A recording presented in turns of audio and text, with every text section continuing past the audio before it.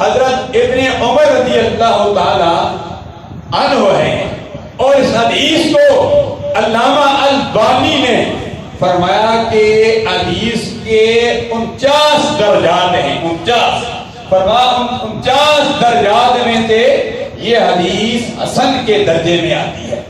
اس طرح تو حدیث کی 3 قسمیں ہیں، لیکن یہ درجوں کے حساب سے یہ حدیث حسن کے درجے میں آتی ہے۔ وہ کون سی حدیث؟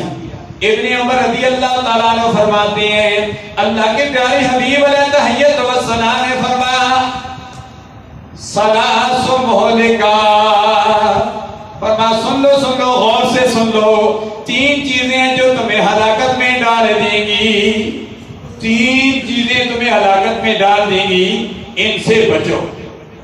وہ کون سی؟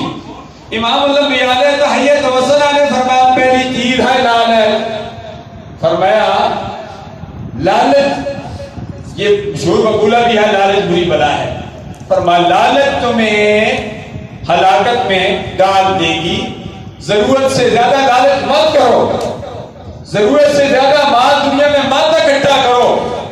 قارون بھی تھا، اس کے بعد بڑا مال تھا، لیکن ہر وقت اس نے زکات بھی نہیں دی۔ موسیٰ کلیم اللہ نے دعا کی، اس کے پاس بہت کچھ ہوا، لیکن جب زکات مانگی تو انکار کر دیا۔ اللہ تبارک و تعالیٰ نے زکات اس کے مال سمیت قارون کو زمین میں دھسا دیا۔ کہیں لوگ یہ نہ کہیں کہ موسیٰ کلیم اللہ نے دعا کی، وہ زمین میں دھس گیا، اس کا خزانہ بچ گیا، خزانے پر قبضہ کرنے کے لیے موسیٰ کلیم اللہ نے ایسے کیا۔ تو حضرت ایسی لالچ بھی نہیں کرنی چاہیے۔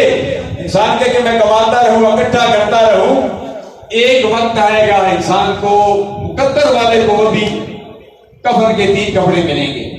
مقدر والوں کو وہ تھوڑی سی زمین، چھوٹا سا گھر ملے گا، یہ بھی وہ مقدر والوں کو ملے گا۔ دعا کریں اللہ تبارک و تعالیٰ وہ چھوٹا سا گھر ہمارے مقدر میں مہربانیاں فرما لے۔ جانا تو ہے، میں نے بھی جانا ہے، آپ نے بھی جانا ہے، کہیں گزشتہ رمضان کو چلے گئے، کہیں آج چلے گئے، اور ایسا جمع تو لگا آئے گا، ہو سکتا ہے ہم میں سے کہیں نہ ہو۔ اس لیے لیو یارو حوالے رب دے، جو چلے گئے ان کی نظر میں شیر کرتا ہوں کہ لیو یارو حوالے رب دے، تے میرے 4 دن دے، تے اس دن عید مبارک ہو سی، تے جس دن پھر ملا